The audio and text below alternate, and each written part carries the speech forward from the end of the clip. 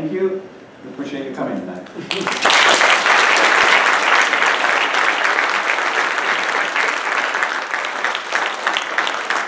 spent 4 years writing. We're happy to spend 4 years answering questions. Did you have them?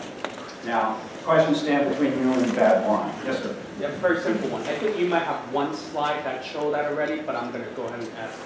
If you're going to craft a pitch, right? So when I used to be an analyst pitching to a PM, I typically have just 3 areas I focus on. First, the conclusion, whether you buy the stock or you don't buy the stock, that's number 1. Number 2 is investment thesis.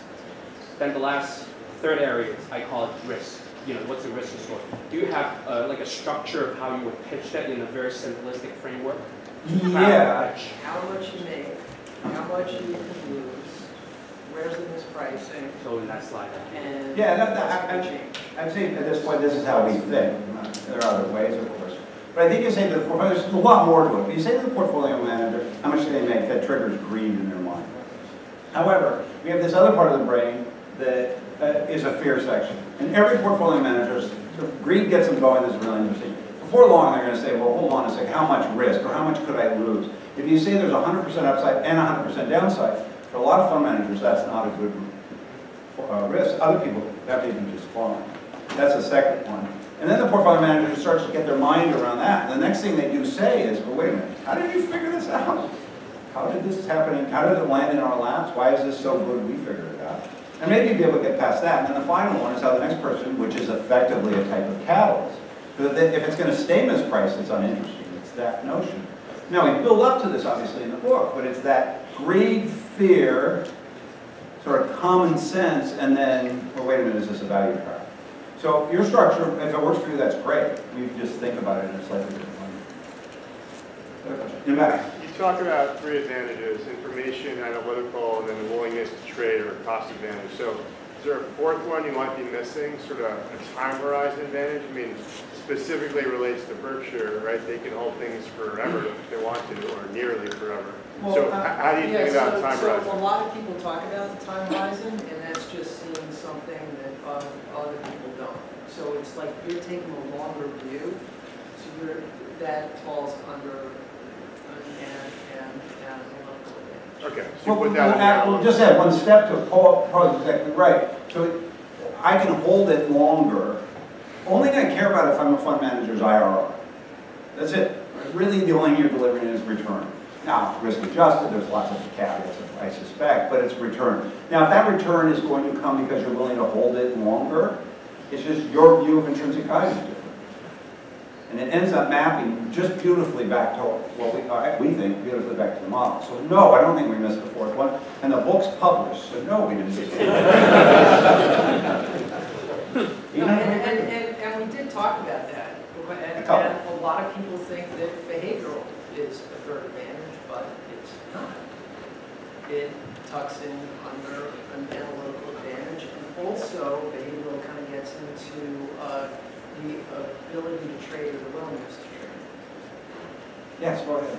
I learned a lot about what not to pitch, trying to pitch and not doing that. So I appreciate that. My question is, I have found that in pitching anything, whether it's an investment idea or something, it's knowing whether the audience that you're pitching to actually is open to discovery, or whether they just want their ideas validated. Do you feel that in the range of portfolio managers that people are pitching to, there's a spectrum of this, or do you think they're just all thinking, No, I think there's a joke I saw last week that says, how many psychologists does it take to change a light bulb? One, but the light bulb really wants to want to change. So, yeah, portfolio managers, yeah, a lot of them are on the spectrum, we've noticed that. I think most aggressive portfolio managers are desperate for ideas. Now, we come all with enormous biases. So what we did is we put the burden on coming up with matching what they're looking for. And there's a lot of them that, yeah, they would like you to validate maybe what they own already. Those people don't stay in business very long. I mean, everybody stays in business for a while. The thoughtful ones. Now, what we've also noticed is the longer someone's in the business, the more nuanced what they're looking for. It becomes incredibly nuanced. So you go in and you pitch something and you think it's great, and they're like, no. And you're like, how come? And they're like, I don't know, I didn't want it. I didn't talk about, we talk about a house analogy. You tell the broker what you're looking for, and the broker takes you to 9 houses at the end of the day. What do you think? And you're like, what do you mean? Did it fit all your, no. And you look at your partner and you're like, the kitchen, I didn't like that kitchen. And now the broker's like, you didn't mention any of that. So they write that down. The next week they show you 9 more, and that are closer to what they think is, and it's this ever-chasing thing. Well, the more experienced portfolio managers, that list, I'm the cynic. I don't think any pitch ever works, but we wrote the book, so believe it. Because I think the more seasoned portfolio, you just literally, it's almost impossible. So I think the goal of a pitch is get the portfolio manager to co-opt the idea, get them to start working on it with you. Maybe you're going to do the bulk, but they'll dictate, hey, go find this out, go find that out. And slowly they take ownership of it, and then they buy it. So I think portfolio managers only buy stocks once they take ownership of it. And that's, I think, the goal of any analyst is to get the portfolio manager thumbs up, keep working, as opposed to, this is great, I'm going to go buy some. That's my message. Yeah, no portfolio manager will ever buy a stock on pitch because it's their livelihood is at stake. Because if they put a company in their portfolio which underperforms, it's going to directly affect their paycheck. So we don't talk about it in the book because it's a little bit beyond the scope, but it is this iterative process where they warm up to an idea and make sure that it fits their investment criteria. And by the way, we don't touch completely on this, but the criteria is a feeling. It's a feeling. They get that feeling that, oh, I like this. And we think of it as a cognitive process. You lay everything out and argue and counter arguments and you settle all those arguments. No, they got to feel that they like it.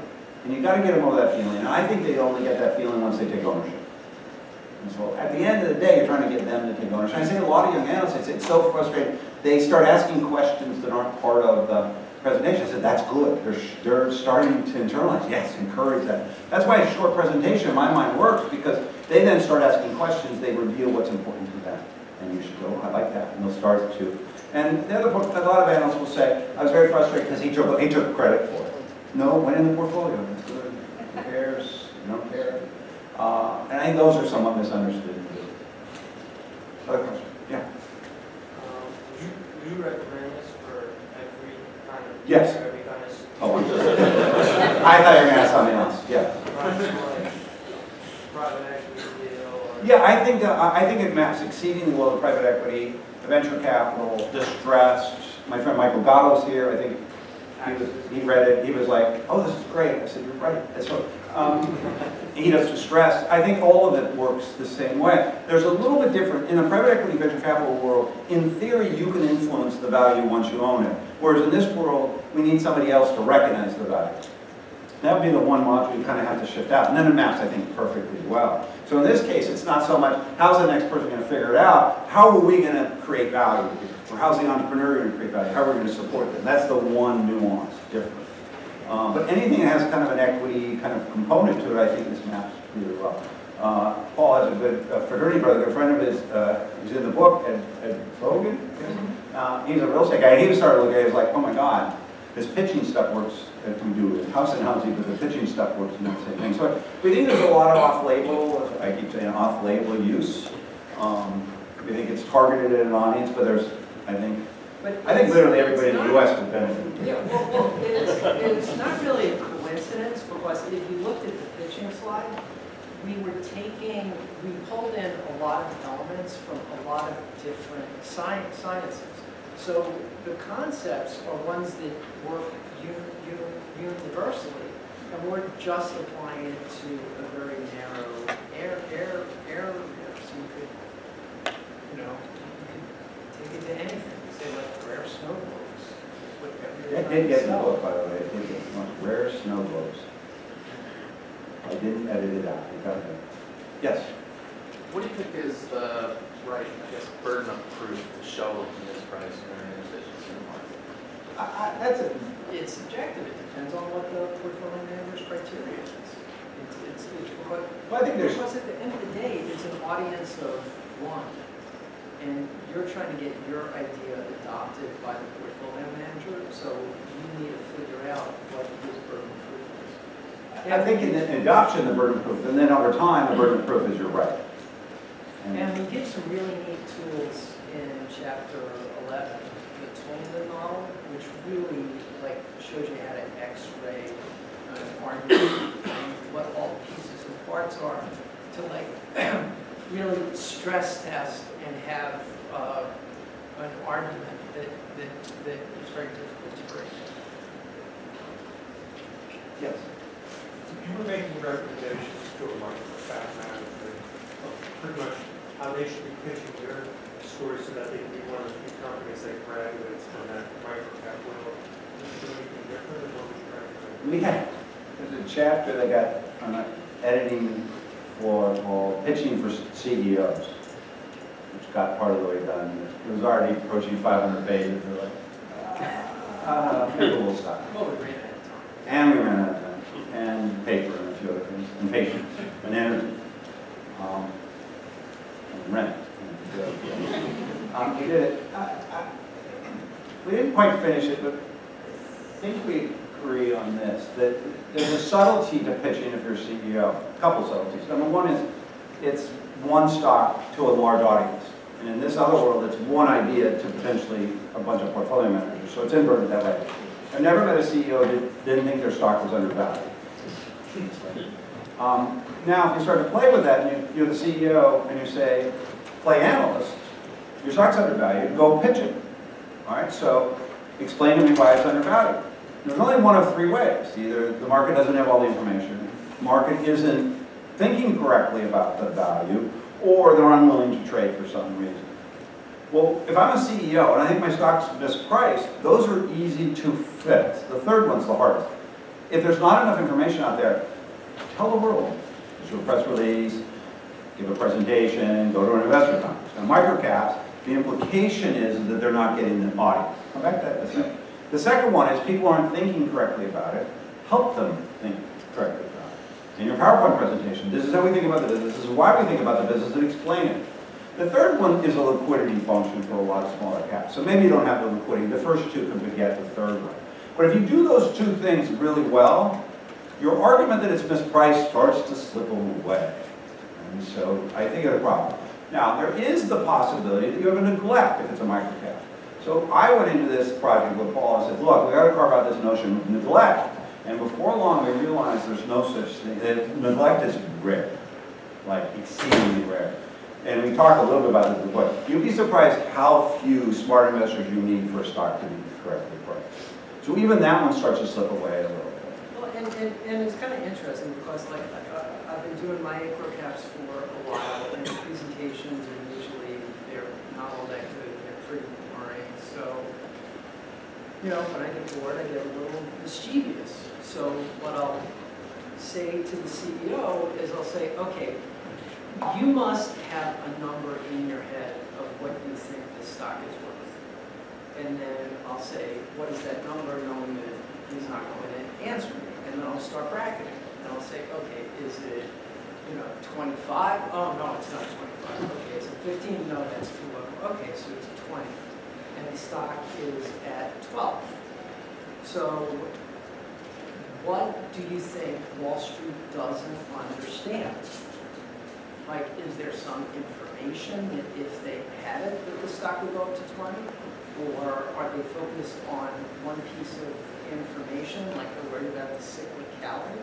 And if they understood that your business wasn't that cyclical, the stock would go to 20? Or in terms of the liquidity, maybe you're just too small and the bigger funds can't buy into your stock. So then you just need to find more small funds, and then the stock will be 20. But what ultimately happens is like management could be wrong, and the stock isn't worth 20. And what I say to them is that there are a lot of people poking around your stock, so you come up with a $20 number, I wouldn't just automatically assume that you're right. The market could be right. And then you kind of see the gears start to go and the smoke start to come out of your ears. So, yeah, I don't think that. Why don't you like Al Rappaport spoke rather than say the McKinsey evaluation? Why did we go rather than McKinsey? Yeah. How many people know what a DCF is? How many know what the problem with terminal value is? Okay, I'm going to answer. For the rest of you, the DCF is exactly, we say, I teach it, I taught last night, upstairs, taught DCF. You have a fundamental problem with terminal value. People have an explicit forecast period, then they have terminal value. Terminal value is what, 80% of the value. So it's a nonsensical, self-referential problem. So we just stopped and we said, time out, it doesn't work.